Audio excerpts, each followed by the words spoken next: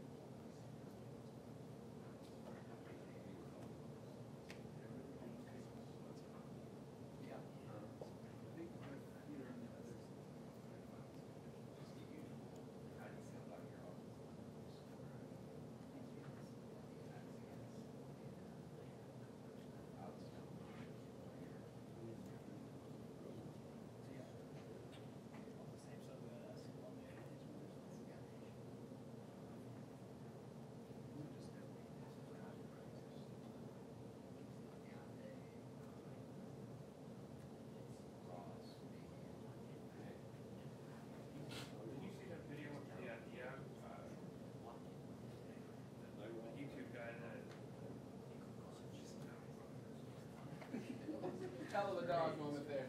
No, it's a hard name. We'll talk about it.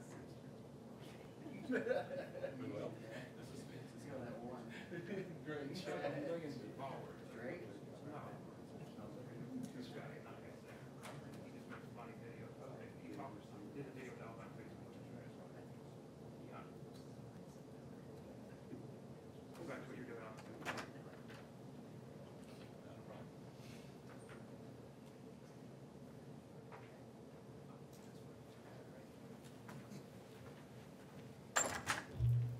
That's Coach Logan with a quick comment. Raise your hand. How's everybody today? Who moved a step? I've been walking up here. Just showed up. I was over here though, always before. I'm not. I don't respond well to change. Well, I think it's really important for our players to really stay focused on what we need to do as a team to get better, pay attention to detail, do the little things right.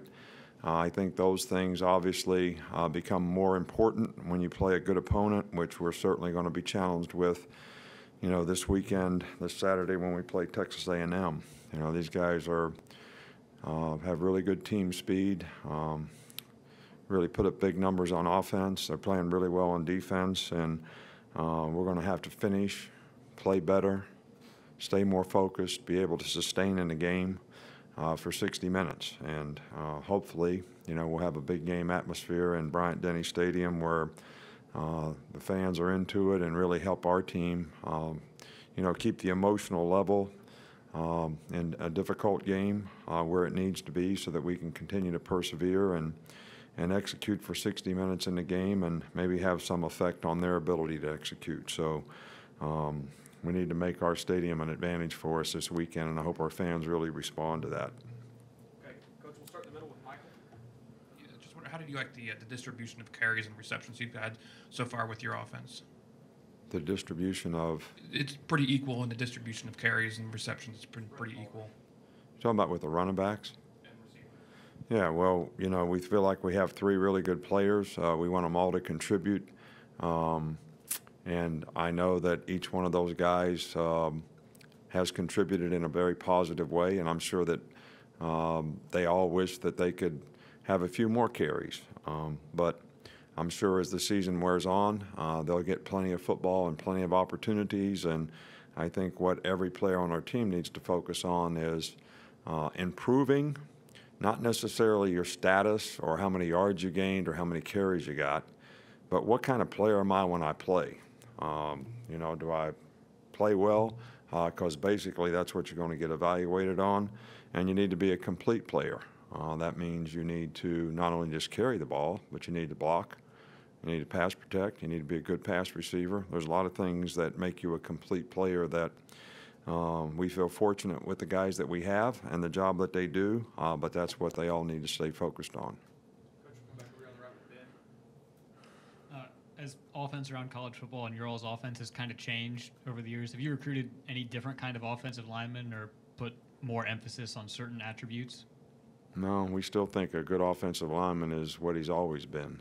Someone who can be physical on the line of scrimmage and get movement and athletic enough to, pass block and have the range to play on the edges, and, guys that have power and good balance inside so that we can get movement when we don't run the ball, and athletic enough to be able to pass protect when we need to throw it. So that really hadn't changed much for us. We'll stay over here with Tony.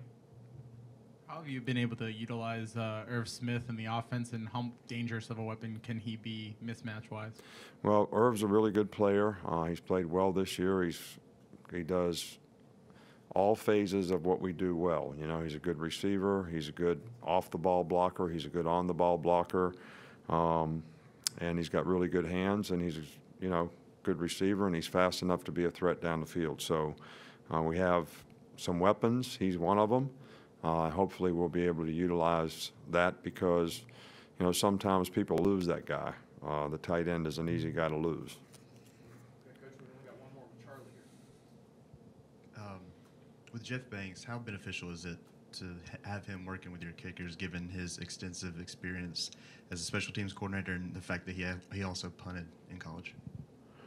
Well, I think Jeff does a really, really good job for us. It was philosophically what I wanted to do, and one of the reasons that I promoted a 10th coach on the staff is I thought whether it be specialists or just guys that play in the kicking game had a real special teams coach and not just another coach who tried to coach special teams and try to learn about it. And Jeff is certainly that. He views himself as a special teams coach. He does a really good job. The players respond well to him. He's got sound systems and schemes, and I think that it's been a really good addition to our staff, and I think we've had some production on special teams so far this year, and I think we've also left some out there with penalties and some, a couple missed assignments where we're one play away, one block away, or whatever from having, more production. Great, Coach. That's all we got tonight. Thanks. All right, thank you.